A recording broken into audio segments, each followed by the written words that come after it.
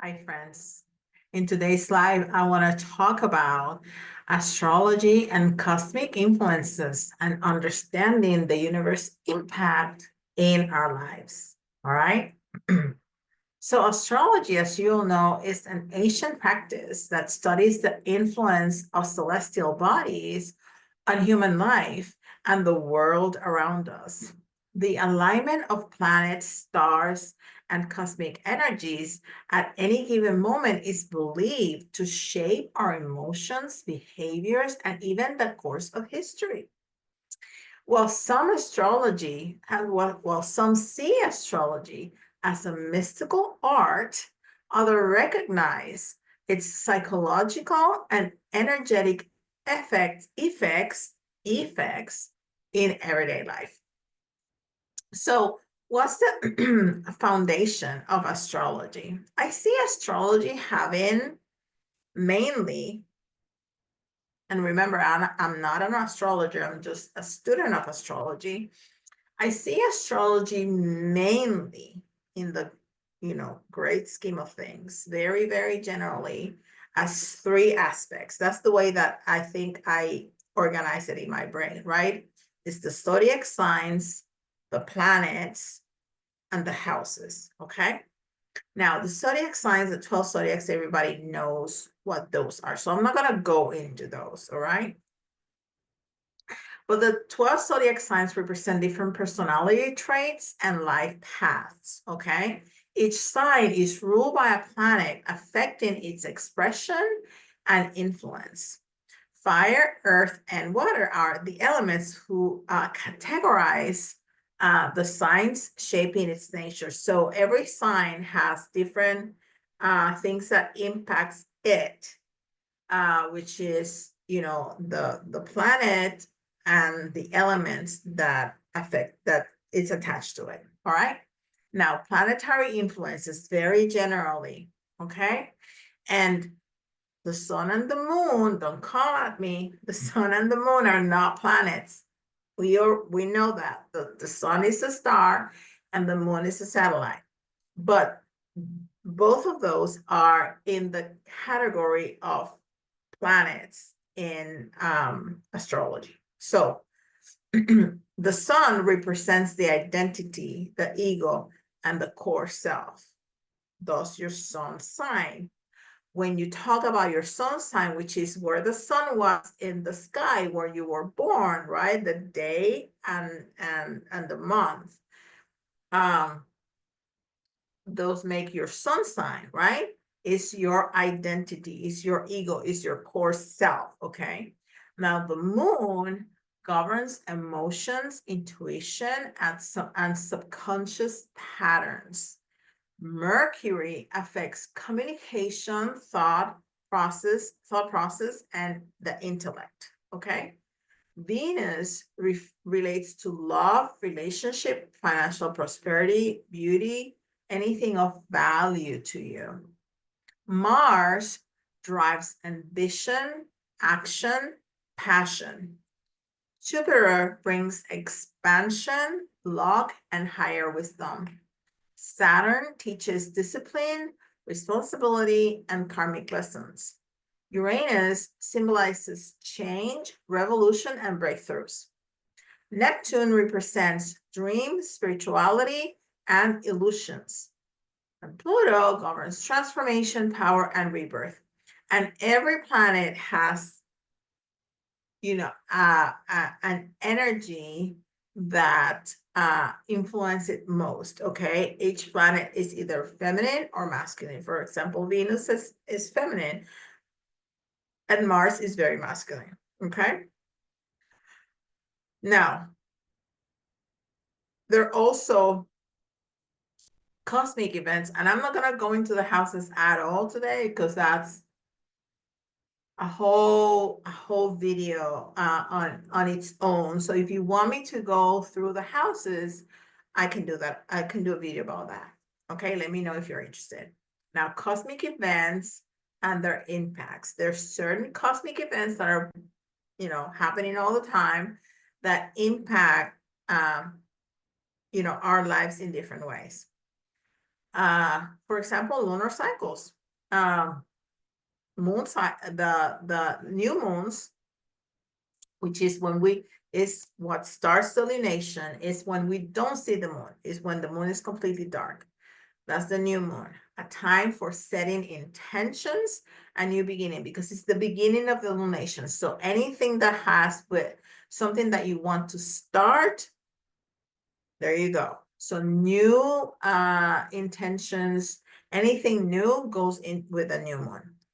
Full moon is the end of the lunation. It's a period of culmination, release, and hide emotions, okay? Now, eclipses are very powerful shifts that accelerate change and realignment, all right? Now, retrogrades are something else. Retrogrades does not mean that the planets go backwards. That's a visual illusion, okay? Um, Retrogrades, for example, Mercury retrograde affects communication, travel, and technology. Why? Because Mercury rules communication, travel, and technology. So if you want to know when one of the planets going retrograde, what that is going to affect, you look at what that planet impacts, and that's what it does. All right. So Venus, when Venus retrograde, you revisit relationship, because Venus rules relationships, love patterns, self-worth, beauty, money, all of that. When Mars goes retrograde, it calls for a reflection on action, because Mars is very masculine and masculine is very action oriented, right? So you reflect on action and big ambition and conflict. So any planet, when they go in retrograde, you look at what does that rule, what does that impacts in any given moment. So that's what you want to look into. Retrograde is not looking back, it's looking inside. Okay, that's what it means. You're gonna go in. Okay, so whenever what that planet is in retrograde, that's what you want to dig a little deeper. All right. Saturn returns. So Saturn returns occurs about your personal Saturn return, okay? This is not something that happens for everybody. It's for you specifically. So it's going to happen at 29 and a half years of your birth, give or take, okay? So at years 29, 59, and 88, if you're so lucky to live that long, all right? And it marks major life lessons, encourages maturity, self-reflection, and realignment with your purpose. So look back at your first Saturn return at around 29 years and see what was happening. And then you can see another big change at the age of 59 and then at the age of 88. I'm still waiting for my first Saturn return. Okay, it's not going to happen still in a few years. Anyhow, now numerology. We can put in numerology in astrology too, with what we call portals, right? And every month has one portal date, except January and February that has two. Okay, so January has 1/1 is the first portal, and 1/11, January 1st and January 11th. Okay, February has February 2nd, making it 2/2, and February 22nd, making 2/22. And then every month thereon, there's just one, 3/3, 4/4, 5/5, 6/6, 7/10, so on and so on. Okay. And those gives us an opportunity for a spiritual activation. And you can have a spiritual activation any time of the year, any day. But because of the numerology, this makes it an even more impactful time to do a spiritual activation. Okay. Now, what are some of the uses for astrology in our daily life for spiritual growth? I like using astrology for self-awareness and personal development, aligning with the cosmic rhythms for manifestation and success. I like to align the things that I'm doing with the moon cycles, for example, understanding relationships, compatibility, and karmic connections, harnessing planetary energy for business growth and financial abundance also. I also like to use the seasons of the year, not only astrology, to to help me with like the things that I eat and how I move and the things that I do in general. Because astrology serves as a guide to navigate life with greater awareness and alignment. By understanding cosmic influences, we can make informed decisions, elevate our spiritual journey, and live in harmony with the universe's natural cycles.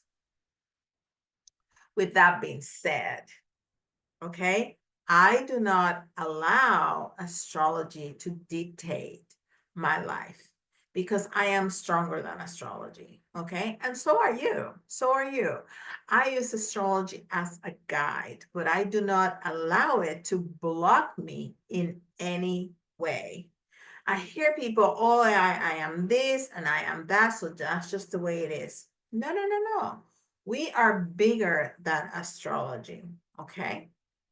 Now, your sun sign and your racing sign or ascendant signs are two key components in astrology, but they represent different things, okay? Different aspects of your personality and life approach. Your sun sign, which is where the sun was, right? Is going to be your core self. This is determined when by the position of the sun at the time of your birth, at the moment, the day and month of your birth. The sun is in a specific place in the chart, right? In for every day and month of the year, or for every day of the year. So that's what determines your sun sign. It represents your core personality, your ego, your identity, and your life purpose. It's the essence of who you are at your deepest level. All right. For example, I'm a Virgo sun. So I am analytical and practical and very detail oriented. Now, your racing sign, I can feel a sneeze coming, or ascendant, is your outer self and is determined by the zodiac, determined by where the zodiac sign that was rising on the eastern horizon at the exact moment of your birth. Okay, so that's why it's called the rising, because it was which sign was rising at that exact moment. Now, that's why you want to know the time of your birth, okay? Because it's not the day like the sun sign, it's the time of your birth. And it doesn't change minute by minute, but pretty close, okay? Pretty close. Now, if you don't know the time of your birth and your mom is not around or she doesn't remember, your dad is not around or he doesn't remember, nobody in your family remembers exactly the time of your birth, and there's no baby book or anything that you can, and you don't have your original birth certificate, you can request from Vital Records your original long form birth certificate, and that will give you your birth time. Okay. There's a short form that doesn't have it. Just have your mom's name, your dad's name, your name, and the date that you were born. But the long form has more information, like your hospital and the date and the time of your birth. So you can get it that way. Okay, so your rising sign represents your first impression, okay? Your outer personality, how others perceive you, okay? Is what you show to the world. It's like your mask that you wear in new situations and in how you approach life. For example, if I was a Leo rising, I might come across as confident and warm and charismatic, even though my Virgo sun makes me a little bit more reserved at the core. Okay. Now I am a Cancer rising, and those personality traits include being nurturing, empathetic, protective, loyal, romantic, idealistic, and people pleaser, which is all true, but my Virgo sun makes me have very, very strong boundaries. So yeah, I want to please people, but not despite myself. Okay. So I have very strong boundaries, and I'm idealistic, but I'm very centered and very grounded. So yeah, I have dreams and I go after those dreams, but based on reality, not completely delulu, right? All right, so what are the key differences between the two? Your sun sign is your true self, who you are deep down. Your rising sign is that the energy you protect, okay? How people see you and your approach to life. Now, when you read or listen to an astrologer, you should pay attention to both your sun sign and your rising sign. But the one that often gives you more accurate prediction, especially for horoscope, is your rising sign. But why is this? Well, horoscopes are usually written based on rising signs because astrologers place transits like planetary movements in your personal house system. Okay. Your rising sign determines which areas of life, your houses, are affected by planetary shifts. All right. So because that's what it's happening in your life, your rising sign, you're gonna feel more accuracy with your rising sign horoscope reading. Okay. Now, your sun sign still matters, of course, but it's more about your overall identity and long-term themes rather than a daily or monthly forecast. So your best approach, and I would have loved if somebody have told me this 10 years ago. Your best approach for general personality insights, sun sign. For horoscope and life events, rising sign.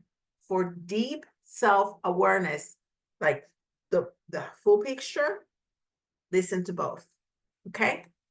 Now, we're going to go a little deeper into planetary influences because people love that kind of stuff. At least I do. Since this is my page, I do what I want, right? In astrology, planets act as cosmic forces that influence human behavior, emotions, and life events. Each planet has a unique energy that affects different areas of life depending on its position in the zodiac and relationship with other planets. Now, there's some personal planets, okay, and there are outer planets. There's personal planets are about the inner self and the daily influences, okay? So personal planets move quickly, right? Through the zodiac and have direct impact on personality, emotions, and immediate experiences. Those are the planets that moves, within a couple days, all right?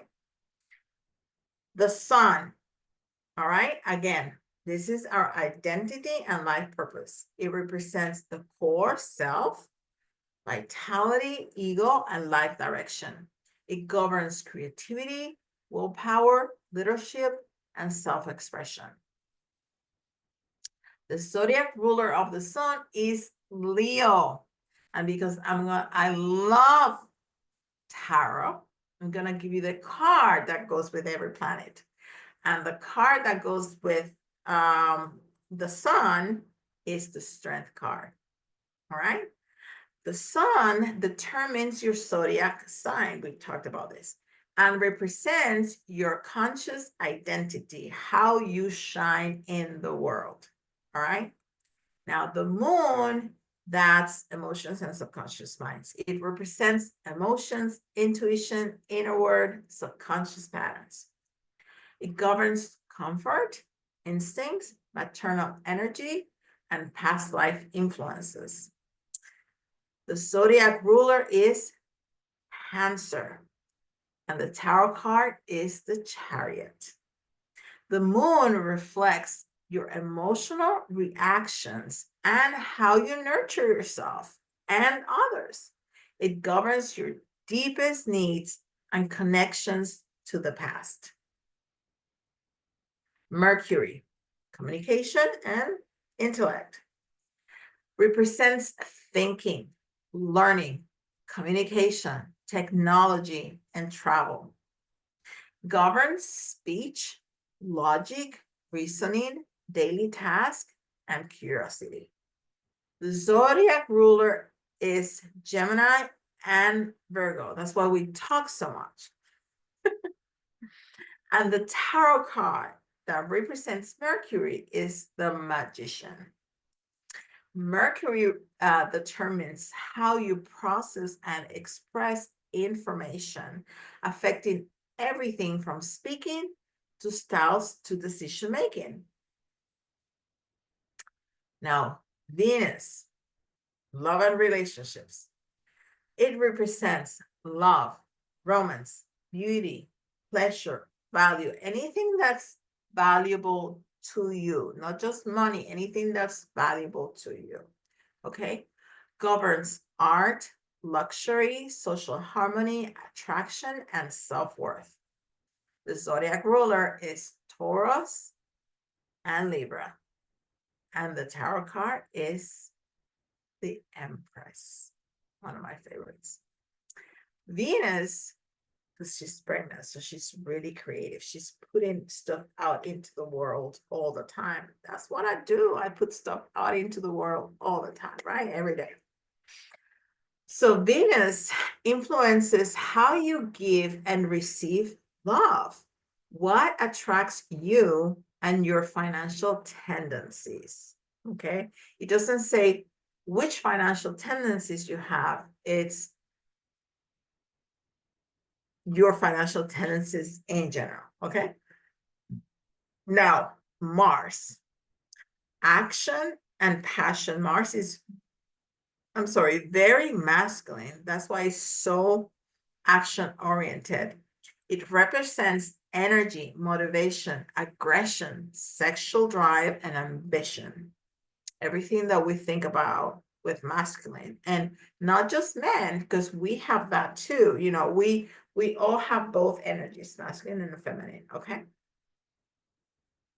It governs courage, physical energy, competition, and taking risk. Again, stuff that we, think about when we think about masculinity, masculine energy.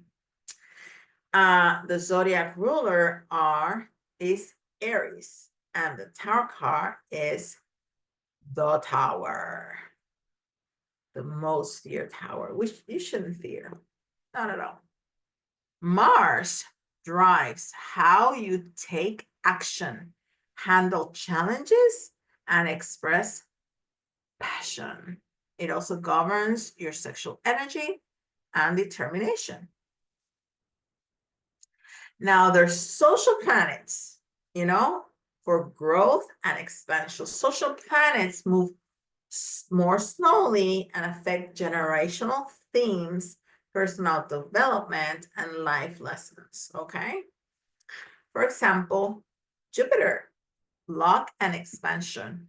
Everything that Jupiter touches, it expands. Okay. It represents growth, wisdom, luck, spirituality, and higher learning. It governs optimism, abundance, long-term success, and philosophy. The zodiac ruler is Sag, and the tarot card is the Wheel of Fortune. Jupiter brings expansion to the areas it touches in your chart, leading to opportunities, prosperity, and personal growth. Now, if there's something wrong going not very good in your life, and Jupiter is going to touch that area, that house, it's going to make it worse. So you need to be aware of that too, okay?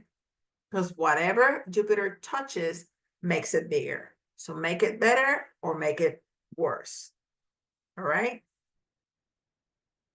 It's not all, rainbows and unicorns. Now, Saturn is discipline and karma. It represents responsibility, structure, discipline, and long-term goals. It governs hard work, limitations, life lessons, and authority. The zodiac ruler is Capricorn, it's Capri. And the tarot card, is the World card, number 21. Saturn teaches patience and responsibility, often through challenges. The Saturn returns is every 29.5 years. So at age 29, at age 59, and at age 88. Okay, it marks a time of transformation and self-mastery. Okay. And then there's transpersonal planets that are the outer planets. They're deep transformation and collective shifts. These planets move very slowly, usually decades. So usually in about a generation, so about 30 years. These planets move very slowly and impact an entire generations, influencing societal evolution and deep subconscious patterns. So it impacts us on a personal level, but it impacts us more globally. Okay. More the collective. Uranus, it's change and innovation, represents revolution, breakthrough, rebellion, originality. It governs sudden change, genius ideas, technology, and freedom. The zodiac ruler is Aquarius, and the tarot card is the Fool. Uranus disrupts the status quo, bringing unexpected shifts in life. It represents the urge to break free from limitations and embrace innovation. Okay, when we break free of whatever is going on, the status quo, and we want to make things new. Neptune, spirituality and illusion, represents dreams, intuition, imagination, and transcendence. It governs mysticism, art, creativity, psychic abilities, and illusions.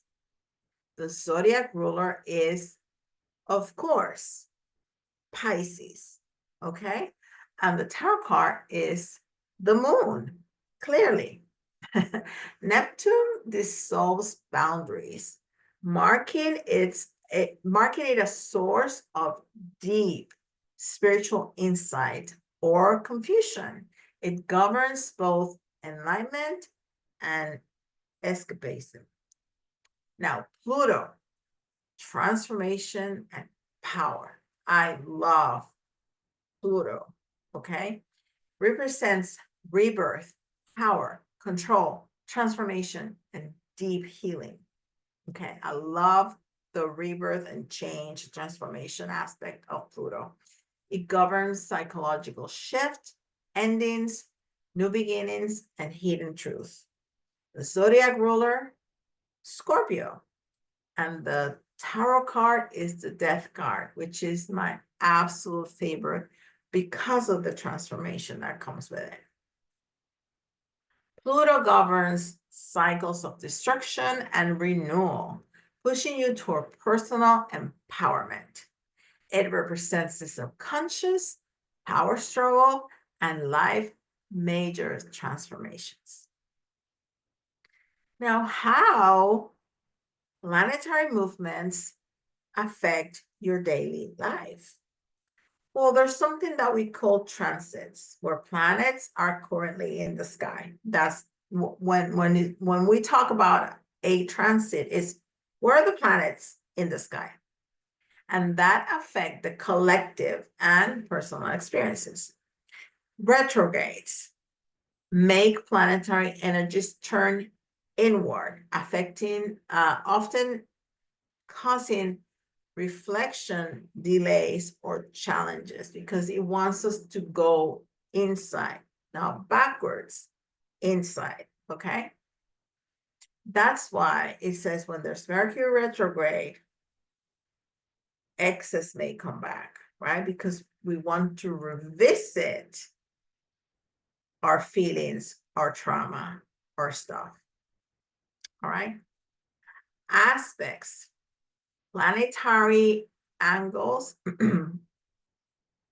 create different energetic influences, such as harmony, like trines and sextiles, or tension, like squares and opposition. So when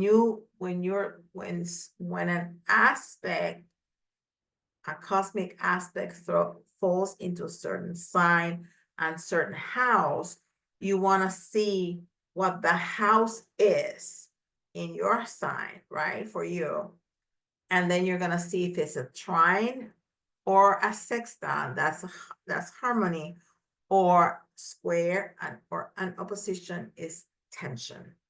Okay, so understanding planetary influences help you align with cosmic energies, navigate challenges, and maximize opportunities for personal and spiritual growth. Whether it's the fiery drive of Mars, the abundance luck of Jupiter, or the transformative power of Pluto, astrology offers deep insight into the forces shaping your life. If you want to know and get very close to someone, look at their moon sign, okay? Because that's their deepest needs and emotions. That one is free, okay? During this Friday Little Bites, I'm going to be talking about eclipses, all the different kinds of eclipses we see and their impact in our lives. I hope to see you there. Bye.